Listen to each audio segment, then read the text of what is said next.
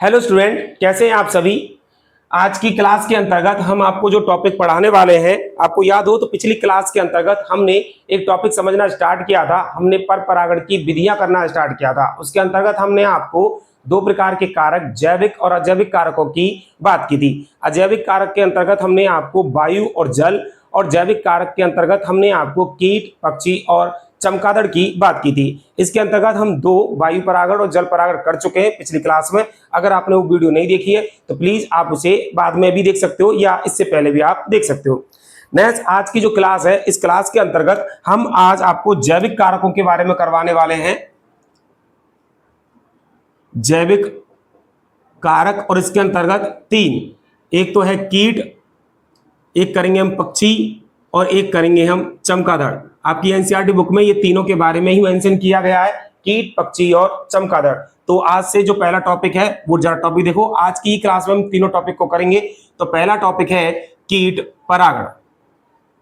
ध्यान से इस टॉपिक को समझना बेटा, ये इंपॉर्टेंट ज्यादा है। पांचों में, वायु, जल, कीट, पक्षी, चमगादड़ में सबसे ज्यादा इंपॉर्टेंट है। तो कीट परागण को इंग्लिश में कहते हैं एंटोमोफिली। देखिए बेटा, अधिकतर पुष्पीय पादपों में एक एक लाइन जो है बहुत इंपॉर्टेंट है बेटा, सारी की सारी एनसीईआरटी की लाइन है। अधिकतर पुष्पीय पादपों में परागण क्रिया कीटों के द्वारा ही होती है। कीटों के द्वारा ही होती है, यानी जितना भी परागण होता है, पर परागण जितना भी होता है, वो चाहे हम वायु की बात करें, चाहे जल की बात करें, कीट की बात करें, चाहे पक्षी या चमगादड़ की बात करें, अधिकांश जो परागण की प्रक्रिया होती है वो कीटों के द्वारा ही होती है। कुछ एग्जाम्पल मैं आपको लिखता हूं कीटों के, आप एग्जाम्पल देखना। मधुमक्खी, बहुत तो आपको पहले से पता होंगे, मधुमक्खी, तितली, सलभ, भौरे, भृंग, इंग्लिश में इसको बोलते हैं बीटल्स, नेस, इसके अलावा आपने सुन रखा होगा बर्र, इसके अलावा मक्खियां, इसके अलावा और भी आप लिखना चाहें तो जैसे कि ततैया लिख सकते हो, चींटियां लिख सकते हो, चींटियां। इसके अलावा एक और कीट जिसका नाम है बाष्प। तो ये बहुत सारे ऐसे कीट हैं जो अलग अलग पौधों में परागण की क्रिया को संपन्न करवाते हैं। अब एक लाइन यहाँ पर ये भी सीखना जरूरी है, ये सारी की सारी एनसीईआरटी की लाइन, बड़ा ध्यान सुनना। एक लाइन ये कि एक अनुमान के मुताबिक अनुमानतः 80%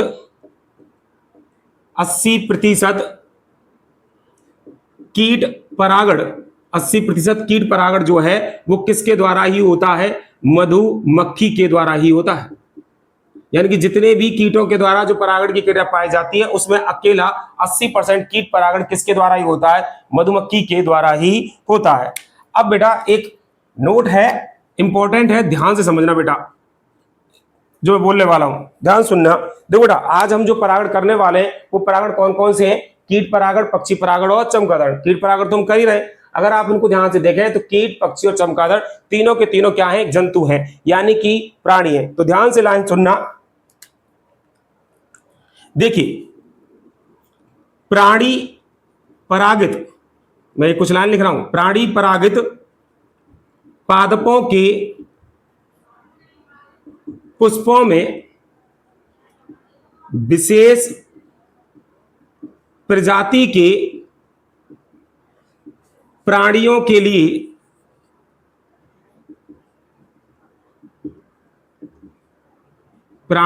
लिए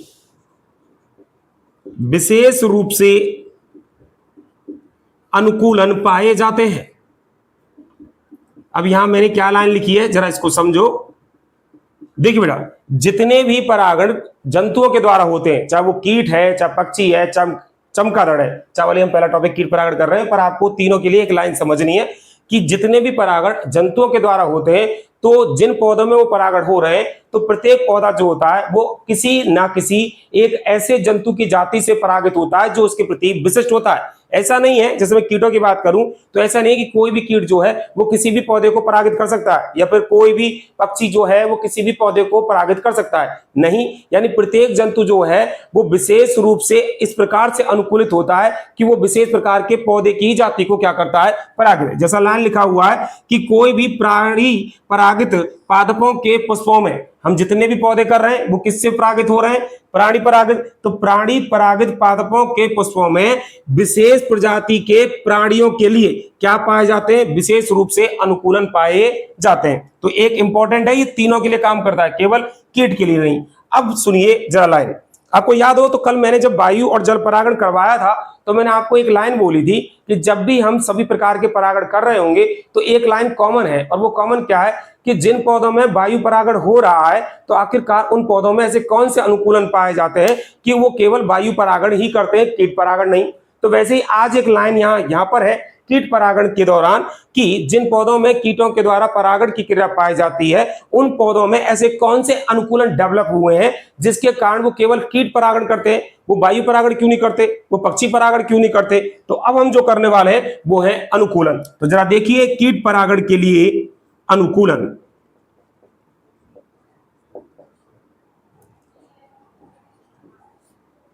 हम यहां अनुकूलन कुछ इस प्रकार से देखने वाले हैं कि जिन पौधों में कीट परागण पाया जाता है तो क्या पौधों ने कुछ अनुकूलन ऐसा डेवलप किया है, या फिर हो सकता है कि जिन पौधों में ये कीट परागण पाया जाता है उनके पुष्पों ने कोई ऐसा अनुकूलन डेवलप कर लिया हो जिसके कारण उसमें कीट परागण ही होता है। तो देखते जाना बेटा, बहुत इंपॉर्टेंट है। तो पहला अनुकूलन मैं कर रहा हूं, जिन पौधों में कीट परागण होता है उन पौधों के पुष्प, उन पौधों के जो पुष्प होते हैं वो बड़े, रंगीन,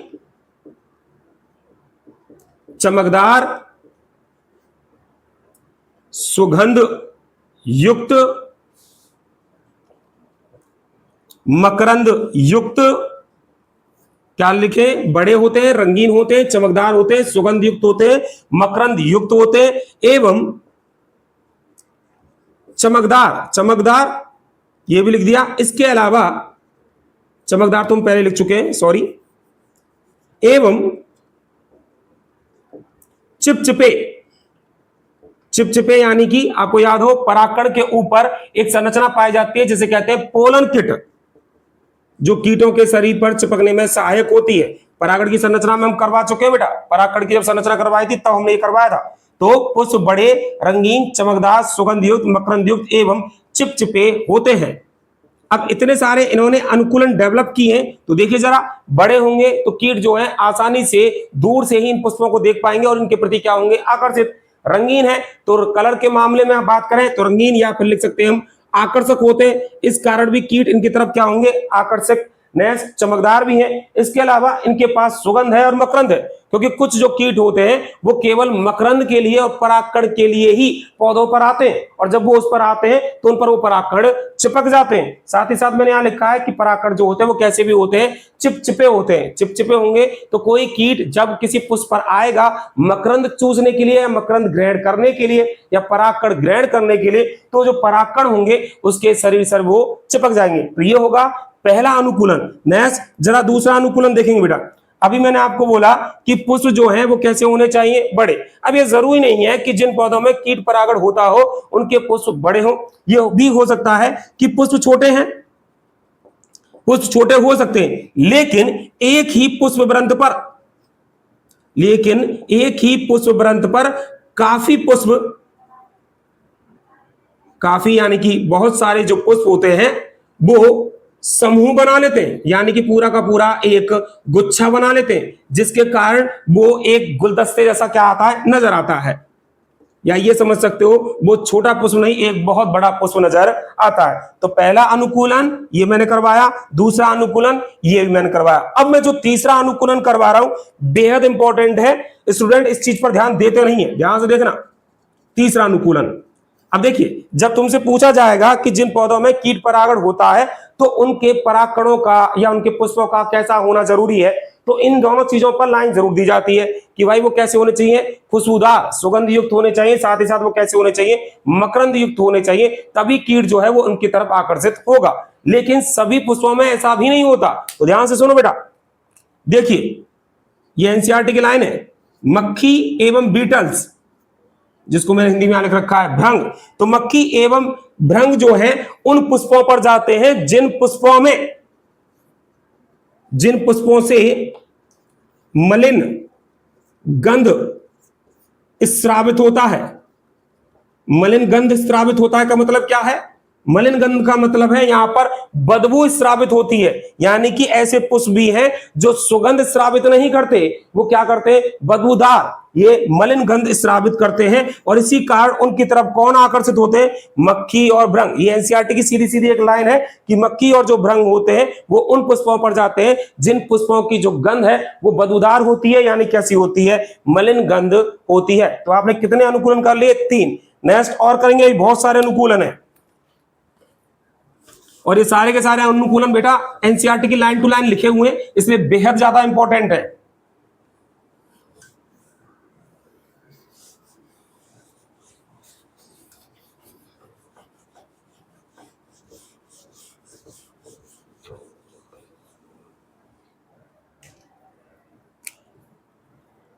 नेक्स्ट अगला अनुकूलन है चौथा। अब ध्यान से सुनना बेटा, अब तुमसे एक क्वेश्चन है, वो क्वेश्चन ये है कि कीट जो है वो अगर किसी पुष्प की तरफ आकर्षित हो रहे हैं तो पौधे उन्हें ऐसा क्या दे रहे हैं जिसके कारण वो आकर्षित हो रहे हैं। जैसे कि हमने पहला अनुकूलन लिखा था कि जो पुष्प होंगे, जो कीट परागित जो पुष्प होते हैं, वो जो पुष्प होते हैं उन पुष्पों के पास क्या है कि भाई बड़े हैं, रंगीन हैं, चमकदार हैं, आकर्षक हैं, चलो ठीक है, ये सारी चीज है, सुगंध भी है।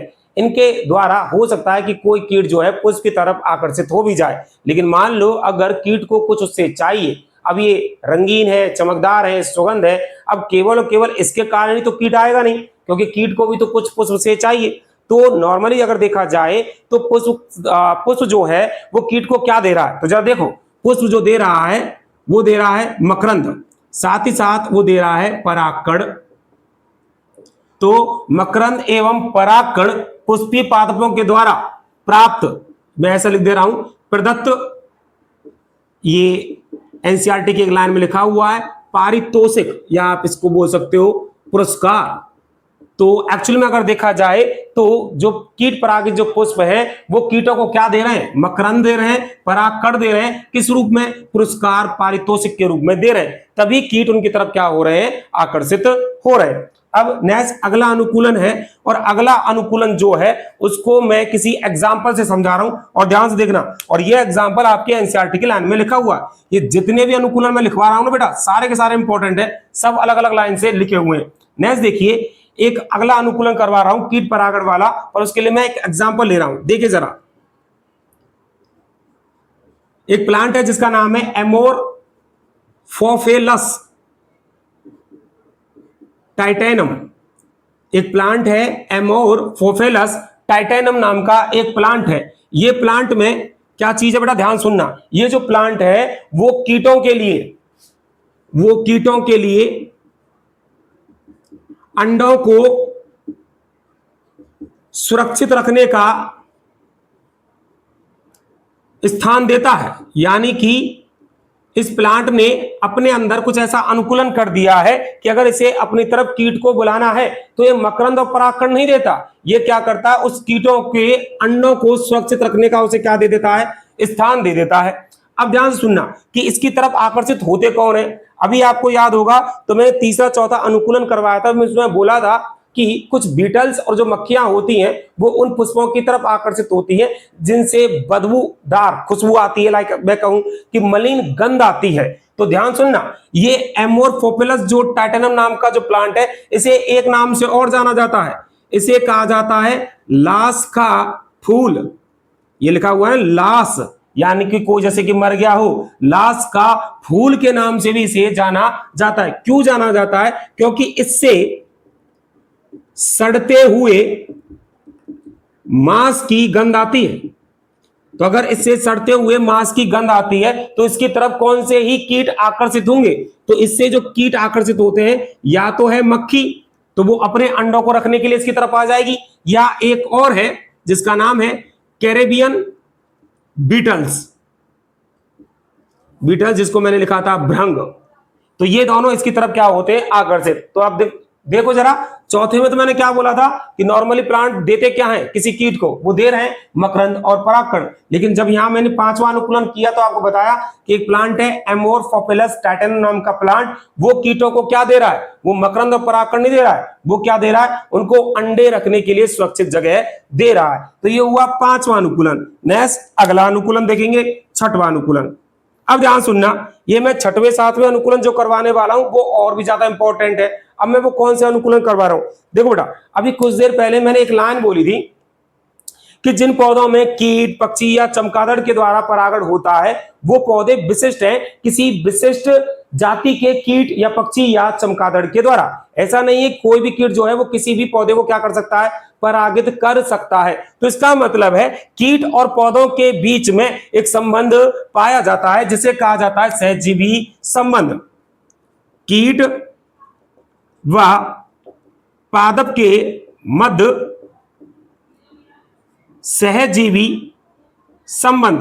ध्यान सुनना बेटा, अब यहां जो हम कर रहे हैं वो कर तो ये रहे कि कीट परागण के लिए पुष्पों ने कौन से अनुकूलन बना लिए, और साथ ही साथ देखो जरा यहां हम एक टॉपिक और समझ लेंगे जिसका नाम है सहजीवी संबंध।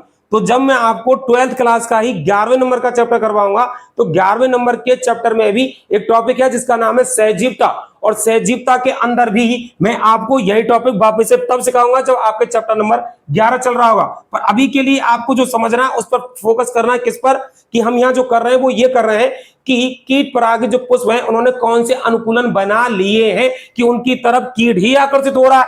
पर आप देखिए जरा, तो कीट व पादपों के मध्य क्या पाया जाता है, सहजीवी संबंध पाया जाता है। चलो ठीक है, सहजीवी संबंध पाया जाता है तो उसको एग्जाम्पल से समझते हैं। तो देखिए जरा ध्यान से, एक सलभ है, सलभ जिसका नाम है प्रोनुबा युक्कासेला। एक सलभ है, सलभ कीट जिसका नाम क्या है, प्रोनुबा युक्कासेला। इसका जो सहजीवी संबंध है वो किसके साथ है, वो एक प्लांट के साथ है जिसका नाम है युक्का प्लांट, युक्का पादप। अब ध्यान सुनना, आपका मेन फोकस किस पर रहना चाहिए कि पादप ने ऐसे कौन से अनुकूलन बनाए कि वो कीटों को अपनी तरफ आकर्षित कर रहे हैं। साथ ही साथ भले हम ये टॉपिक समझ लेंगे सहजीवी संबंध क्या होता है। तो जरा देखिए कि यहां पर एक सलभ, मैं यहां पर मादा लिखना चाहूंगा क्योंकि यहां पर मादा सलभ की बात होगी। तो मादा सलभ जिसका नाम प्रोनुबा युक्कासेला लिखा हुआ है, तो मादा सलभ जो है वो युक्का पादप के प्रति क्या है, एक सहजीवी संबंध बनाकर रखती है। अब इसमें मादा सलभ युक्का प्लांट को क्या दे रहा है और युक्का प्लांट जो है वो मादा सलभ को क्या दे रहा है। तो ध्यान सुनना, इसमें जो युक्का प्लांट है, ये थोड़ा अच्छा टॉपिक है बेटा, युक्का जो पादप है वो युक्का पादप मादा सलभ को अंडे रखने का स्थान देती है। क्या बोला मैंने, युक्का प्लांट जो है मादा सलभ को अंडे रखने का स्थान देती है, यानी कोई ना कोई कीट को उसने क्या दिया है, एक पुरस्कार दिया है अंडे रखने का। जैसे मैंने यहां भी बोला था कीटों को अंडे रखने का स्थान दिया था एमोरफोफिलस टाइटेनम नाम के प्लांट ने, वैसे ही युक्का पादप ने भी मादा सलभ को अंडे रखने का स्थान दिया।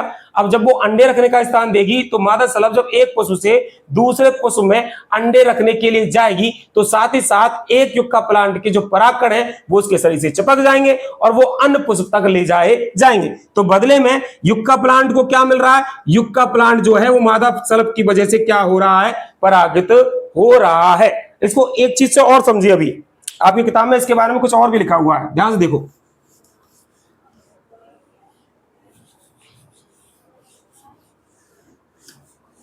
देखो एक्चुअली में ये जो संबंध है युक्का प्लांट और सलभ का वो किस तरीके से है। देखो बेटा, युक्का जो प्लांट है, देखना जरा कि देखो बेटा, मैं बस एक ड्राइंग से थोड़ा आपको समझा रहा हूं, इन दोनों का जो संबंध है वो तरीके से समझा रहा हूं आपको। देखो मैं इतनी कोई अच्छी खासी ड्राइंग नहीं बना रहा हूं, पर आप देखिए जरा कि युक्का के जो पुष्प होते हैं, युक्का पादप के जो पुष्प होते हैं वो होते हैं घंटाकार, घंटी के जैसे, और साथ ही साथ ये उल्टे लटके होते हैं, यानी कि पौधे पर इनके जो पुष्प हैं वो उल्टे लटके होते हैं। उल्टे लटके होने के कारण ये इनका अंडक वाला पोर्शन है और ये इसके पुंकेसर। सिर्फ आपको थोड़ा सा समझाने के लिए मैं ऐसा बना रहा हूं कुछ, ताकि आप इसे और समझो। तो देखो बेटा, इस प्लांट में है क्या कि इनका जो वर्तिका होता है, ये वाला पोर्शन लिखा हुआ है, वर्तिका वो थोड़ा लंबा होता है। नेक्स्ट इनका जो वर्तिकाग्र होता है वो कुछ प्याले नुमा होता है।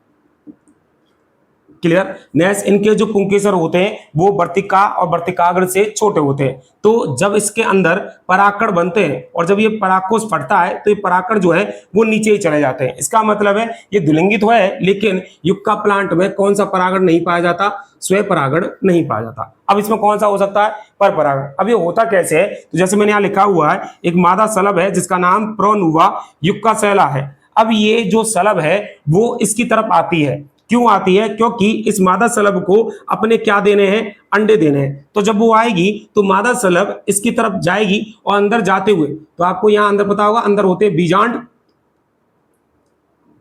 और ये ऊपर जो फूली हुई संरचना उसका नाम है अंडाशय। तो मादा सलभ इसके अंदर से, पुष्प के अंदर से जाती हुई वो अंडाशय के अंदर छेद बनाती हुई कहां चली जाएगी, अंडाशय के अंदर। यानी बीजांड और अंडाशय के बीच में वो क्या दे देगी, अंडे दे देगी। और फिर यही जो मादा सलभ है वो इधर से वर्तिका से निकलती हुई वर्तिका को भेदते हुए बाहर निकलती है। तो जब वो वर्तिकाग्र को भेदते हुए निकलती है तो कुछ परागकण जो हैं वो इसके वर्तिकाग्र पर आ जाते हैं और इसमें हो जाता है कौन सा परागण, पर परागण। क्लियर। तो अब देख रहे हो ना आप कि युक्का पादप जो है वो कीट को क्या प्रदान कर रहा है, वो कोई मकरंद या क्या परागकण प्रदान नहीं कर रहा है, वो उसको मादा सलभ को अंडे रखने का क्या दे रही है, एक स्थान दे रहा है। क्लियर बेटा। अब होगा ये कि इसके अंदर जो अंडे दिए गए हैं अंडों से निकलेंगे क्या, आप पता होगा कि कीटों के अंडों से निकलते हैं लार्वा। तो जैसे ही इस पुष्प के बीज बनने लगेंगे तो बीज बनने के दौरान ही इन अंडों से भी क्या बन जाएंगे, लार्वा। और फिर लार्वा जो है इस पुष्प से बाहर आ जाते हैं। तो आपने एक अनुकूलन समझा है और अनुकूलन क्या था कि हम ये कर रहे थे कि पुष्पों ने, जिनमें कीट परागित जो पुष्प होते हैं उन कीट परागित पुष्पों ने ऐसे कौन से अनुकूलन बना लिए हैं कि कीट उनकी तरफ आकर्षित हो रहा है। तो अब आपको युक्का पादप में क्या पता चला, युक्का पादप एक्चुअली में ऐसा नहीं है कि कलरफुल नहीं है, कलरफुल है, वो ठीक है, चमकदार भी है, वो भी ठीक है, सुगंध भी है, वो भी ठीक है, लेकिन एक्चुअली में वो कीटों को दे क्या रहा है, वो कीटों को दे रहा है अंडे रखने का स्थान। लेकिन केवल किसको, इस मादा सलभ जिसका नाम क्या है, प्रोनुवा युक्का सैला। अभी मैंने कुछ देर पहले बोला था, इसका मतलब ये नहीं कि युक्का अगर अंडे रखने का स्थान देती है तो किसी भी कीट को देती है, नहीं, वो केवल किसको देती है, मादा सलभ प्रोनुवा युक्का सैला को ही अंडे रखने का स्थान देती है। तो इस तरीके से एक और अनुकूलन समझा, अभी और भी समझिए। और मैं आपको कुछ एग्जांपल, ध्यान सुनना बेटा। जैसे कि यहां एक वर्ड मैंने आपको इस्तेमाल किया था अभी कुछ देर पहले, सहजीवी संबंध। ध्यान से बेटा, चल टॉपिक अपना कीट परागण रहा है पर इसके बीच में मैं आपको सहजीवी संबंध के बारे में बोल रहा हूं। अब आप देख रहे हो ना कि मादा सलभ युक्का को क्या दे रही है, परागकण दे रही है, बदले में युक्का इसको क्या दे रहा है, इसको दे रहा है अंडे रखने का स्थान। यानी दोनों जीवों का इसमें क्या हो रहा है, लाभ, इसी को बोला जाता है सहजीवी संबंध। अब ऐसे ही सहजीवी संबंध के कुछ और उदाहरण भी आप समझिए जहां से आपको कीट परागित पुष्पों के अनुकूलन भी देखने को मिल जाएंगे। जरा और सीखिए। और ये सहजीवी संबंध जो मैं सिखा रहा हूं ना बेटा, ये आपके ट्वेल्थ क्लास के ही 11वें नंबर के चैप्टर में भी है। तो जरा फिर से सीखो कि देखो बेटा, एक पौधा जिसका नाम है अंजीर, अंजीर पौधों के जो पुष्प हैं वो किसी विशेष बर की जाति से ही क्या हो सकते हैं, परागित हो सकते हैं। तो यानी इसमें क्या है कि ये जो बर है, बर को ये अंजीर का जो पुष्प होता है, अंजीर का जो पुष्प होता है वो उसको दे देता है अंडे रखने का स्थान, अंडे रखने का स्थान। और बदले में अंजीर पौधों का क्या हो जाता है, उनमें हो जाती है परागण की क्रिया। तो देख लो यहां भी क्या मिला, अंडे रखने का स्थान। क्लियर बेटा। एक और समझा देता हूं आपको उदाहरण, तो आपको पता चला अंजीर के पौधों ने कौन सा अनुकूलन बना लिया है, अंडे रखने के स्थान का अनुकूलन बना लिया। किसके लिए, बर की जाति के लिए, ताकि उसमें आसानी से परागण की क्रिया हो जाए। एक और करवा रहा हूं, एक और देखिए बेटा, एक ऑर्किड नाम का प्लांट है जिसका नाम है ऑफ्रिस। ये ऑफ्रिस एक ऑर्किड प्लांट है, पादप है। अब ये जो ऑफ्रिस नाम का जो प्लांट है वो किससे परागित हो सकता है, एक कीट है जिसका नाम है गुंज मच्छिका। अब ध्यान समझना इस टॉपिक को भी। आप सहजीवी संबंध तो समझ ही रहे हो, पर ध्यान से आपका मेन फोकस रहना चाहिए कि कीट परागित पुष्पों ने कौन से अनुकूलन बना लिए हैं।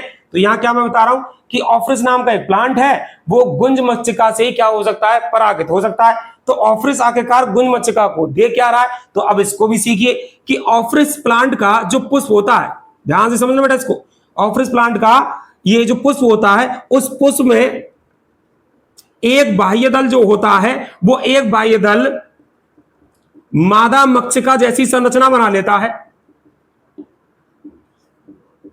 मादा मक्षिका जैसी संरचना बना लेता है। कहने का मीनिंग यहां क्या है कि ऑफ्रिस प्लांट का जो फ्लावर होता है, उसका एक बाह्य दल रंग, रूप, आकार और चिन्ह में बिल्कुल हूबहू हो जाता है, कैसा, मादा मक्षिका जैसा। क्लियर? जिसके कारण इसी के जाति का, ध्यान से, मादा मक्षिका की जाति का ही जो नर मक्षिका होता है, नर मक्षिका कीट जो होता है, वो इसको समझता है मादा मक्षिका, जबकि वो एक्चुअल में है क्या, बाह्य दल, और इसकी तरफ आता है किसके लिए, लैंगिक जनन के लिए, लैंगिक जनन के लिए। और ये नर मक्षिका जो है मादा मक्षिका के साथ क्या करता है, ये करता है लैंगिक जनन। अब चूंकि नर मक्षिका को लग क्या रहा है, नर मक्षिका को लग रहा है कि ये मादा मक्षिका है, जबकि एक्चुअली में ये है क्या, बाह्य दल।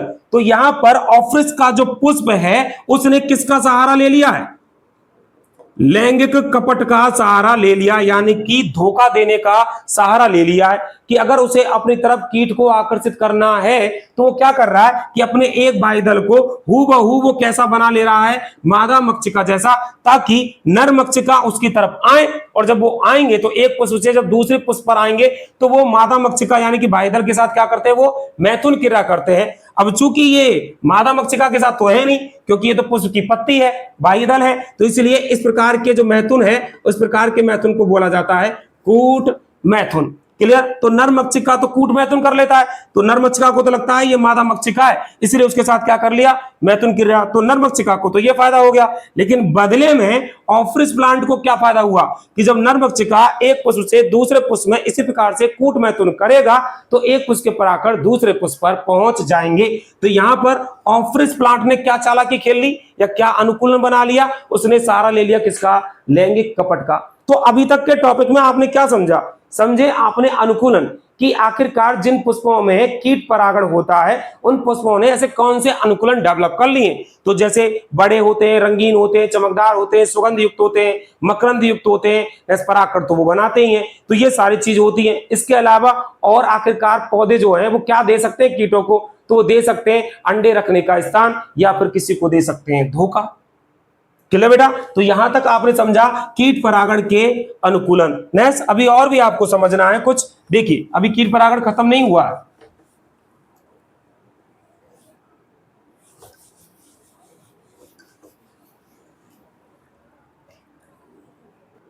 हाँ, तो अब आपके कीट परागण के लिए जो अनुकूलन थे वो तो हो चुके हैं खत्म। नेक्स्ट एक चीज इंपॉर्टेंट आपके लिए लाइन है कि देखो बेटा, बहुत सारे ऐसे कीट भी होते हैं जो मतलब मकरंद और परागकणों को ले तो जाते हैं लेकिन परागण की प्रक्रिया नहीं करवाते। कहने का मीनिंग इतना है कि मतलब बहुत सारे कीट ऐसे हैं जो मकरंद को मतलब चूस लेते हैं, ले जाते हैं, लेकिन वो परागण की क्रिया नहीं करवाते। अब जो भ्रमणकारी कीट जो होते हैं या पक्षी भी जो होते हैं जो एक्चुअली में परागण की क्रिया नहीं करवाते लेकिन मकरंद को चूस कर ले जाते हैं, तो ऐसे भ्रमणकारी या जो कीट होते हैं वो कहलाते हैं मकरंद या परागदस्यु।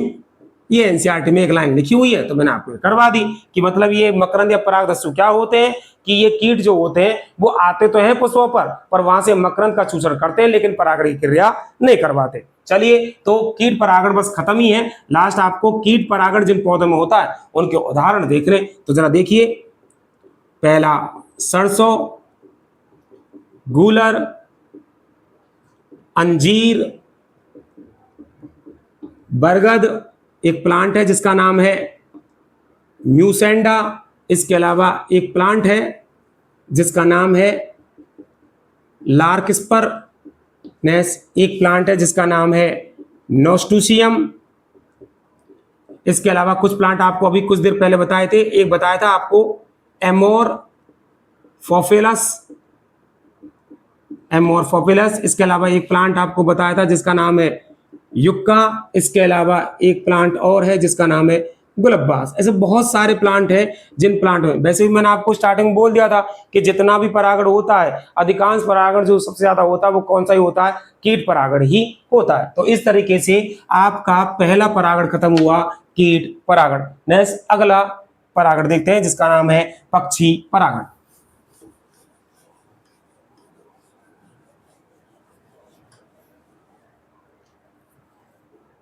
नेक्स्ट अगला परागण है जिसका नाम है पक्षी परागण, इंग्लिश में जिसको बोलते हैं और नितोफिली। और नितोफिली। देखिए बेटा, पक्षी परागण जो है वो अधिकतर उष्ण कटिबंधीय पौधों में पाया जाता है। अधिकतर उष्ण कटिबंधीय पौधों में पाया जाता है। इन पौधों के जो पुष्प होते हैं वो या तो होते हैं प्याले नुमा या फिर नलकाकार या फिर कुंभाकार आकृति के होते हैं। क्लियर बेटा? अब देखिए बेटा, जिन पौधों में पक्षी के द्वारा परागण होता है उनके अनुकूलन कुछ कुछ कीट परागित पुष्पों के समान ही होते हैं। जैसे कि पक्षी परागण जिन पौधों में होता है उनके पुष्प वही, जैसे कि बड़े, रंगीन, चमकदार, सुगंध युक्त, मकरंद युक्त। बस इसमें मकरंद की मात्रा थोड़ी ज्यादा होती है। साथ ही साथ ये भी कैसे होते हैं, चिपचिपे होते हैं। चिपचिपे होते हैं यानी कि इनमें भी परागकण के ऊपर क्या पाई जाती है, पोलन किट पाई जाती है, जो परागकण को पक्षी के सही पर चिपकने में मदद करती है। ऐसे कुछ अनुकूलन जो है पक्षी परागित पुष्पों में पाए जाते हैं। अब इसमें होता क्या है कि जैसे कि ये मकरंद और सुगंध की वजह से कोई पक्षी जो है वो किसी पुष्प की तरफ आकर्षित होगा, और जब वो आकर्षित होता है तो वो अपनी लंबी और सक्रिय जो चोंच होता है वो दलपुंज में डालता है, और जब वो दलपुंज में डालकर मकरंद का चूषण करता है तो उस पुष्प के जो परागकण है उसकी चोंच में या उसके शरीर पर चिपक जाते हैं। फिर यही पक्षी जब किसी अन्य उसी की जाति के किसी अन्य पुष्प पर जाता है तो उसकी चोंच में और शरीर पर जो परागकण चिपक रहे हैं वो अन्य पुष्प पर पहुंचा दिए जाते हैं और परागण क्रिया संपन्न हो जाती है। तो अब मैं आपको जिन पौधों में पक्षी परागण होता है तो मैं उन पक्षियों के नाम लिख देता हूं। तो पक्षी कौन कौन से हैं जो पक्षी परागण करवाने में मदद करते हैं? कौन कौन से? एक तो है गुंजन पक्षी, ये एनसीईआरटी का एग्जांपल है, जिसको बोला जाता है हमिंग बर्ड। एक एग्जांपल और लिखा हुआ है एनसीईआरटी में जिसका नाम है शकरखोरा, जिसे बोला जाता है सनबर्ड। ये दो पक्षी छोटे छोटे पक्षी होते हैं, क्योंकि अगर कोई बड़ा पक्षी हुआ तो वैसे ही पशु टूट जाएगा, तो पक्षी ये छोटे भी होते हैं, इनकी चोंच लंबी भी होती है। नेक्स्ट, अब मैं आपको वो उदाहरण लिख देता हूं जिनमें पक्षी परागण होता है। पक्षी परागित पौधे, तो पक्षी परागित पौधे कौन से? एग्जाम्पल देखो, एक है सैमल, एक है अनार, एक है पलाश। पलाश जैसे जंगल की आग भी कहा जाता है। जंगल की आग कहा जाता है का मतलब ये नहीं कि इसकी वजह से जंगल में आग लग जाती है, बस पलाश के पौधों की जो पत्तियां होती हैं वो गुलाबी रेड कलर की होती हैं, जिससे दूर से पूरा का पूरा जो जंगल जब देखा जाता है तो ऐसा लगता है कि किसी जंगल में आग लग गई हो। तो सैमल, अनार, पलाश। इसके अलावा एक एग्जाम्पल और है बिग्नोनिया। तो ये वो प्लांट है जिनमें पक्षी परागण पाया जाता है। नेक्स्ट लास्ट परागण है जिसका नाम है चमगादड़ परागण। चलो इसको भी देख डालो।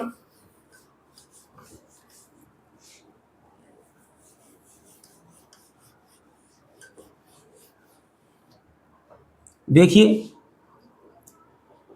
चमगादड़ परागण, इंग्लिश में इसको बोलते हैं चिरप्टेरोफिली। देखिए, देखो बेटा, चमगादड़ जो होता है वो एक रात्रिचर व स्तनपाई यानी स्तनधारी जंतु है। तो मकरंद एवं कीट पतंगों की खोज में ये रात्रि में ही पुष्पों पर जाता है।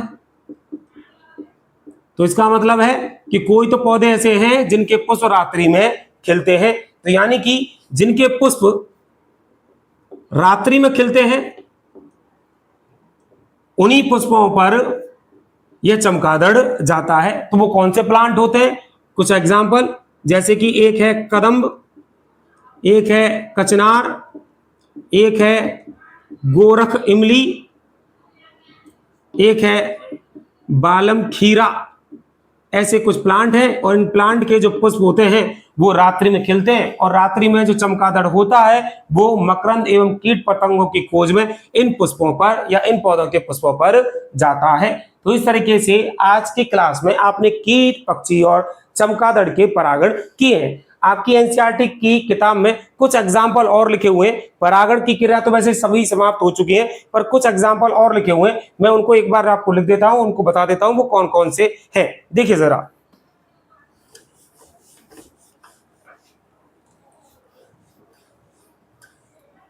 देखिए जरा इनको, और ये आपकी किताब में कुछ और एग्जाम्पल आपके लिखे हुए हैं, इनको और समझ लीजिए, छोटे छोटे लिखे हुए हैं। देखो जरा, गुलमोहर एवं सैमल के प्लांट में गिलहरी के द्वारा परागण की क्रिया होती है। अभी आपको याद होगा सैमल में आपने किसके द्वारा भी देखा था, पक्षी के द्वारा। तो ध्यान कर लेना, सैमल में पक्षी के द्वारा भी परागण क्रिया होती है और गिलहरी के द्वारा भी होती है।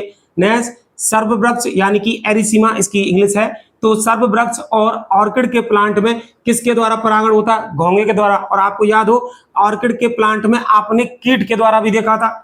इसके अलावा अब जरा इन तीनों चीजों पर ध्यान देना, और ये एनसीईआरटी में आपकी लाइन लिखी हुई है कि बानरगढ़ के कुछ प्राणी जैसे कि लेम्यूर या लीमर, आपने ये चिंपांजी, ऑरिंगटन या गिब्बन का नाम सुना हो, तो ऐसे ही जो तुम कहते हैं ना बंदर, एक तो होते हैं बंदर की प्रजाति, एक होते हैं कपी, क्या, तो उसके अंतर्गत आपके होते हैं बानरगढ़ के प्राणी जिसमें है लेम्यूर या लीमर। इसके अलावा कुछ होते हैं वृक्षवासी या शाकाचारी कृंतक जीव। इसके अलावा कुछ होते हैं सरीसृप वर्ग के गीको छिपकली और उपवन छिपकली। ये सभी जीव भी परागण क्रिया करवाने में मदद करते हैं अलग अलग प्रकार के पौधों के पुष्पों में। तो ये आपके याद करने पड़ेंगे क्योंकि ये आपकी एनसीईआरटी किताब में ये सीधे सीधे ऐसे लाइन आपकी लिखी हुई है। तो आज की क्लास के अंतर्गत आपने परागण की विधियों के अंतर्गत पिछली क्लास में आपने पढ़े थे वायु परागण और जल परागण, और आज की क्लास में आपने पढ़ लिए हैं कीट परागण, पक्षी परागण और चमगादड़ परागण। तो आज की क्लास तक आपका एक टॉपिक और समाप्त हुआ और वो था युग्मकों का स्थानांतरण, जिसे कहते हैं हम परागण क्रिया, जिसके अंतर्गत हम दो स्व परागण और पर परागण बिल्कुल समाप्त कर चुके हैं। ओके बेटा, तो आज की क्लास समाप्त करते हैं हम यहीं पर। Thank you.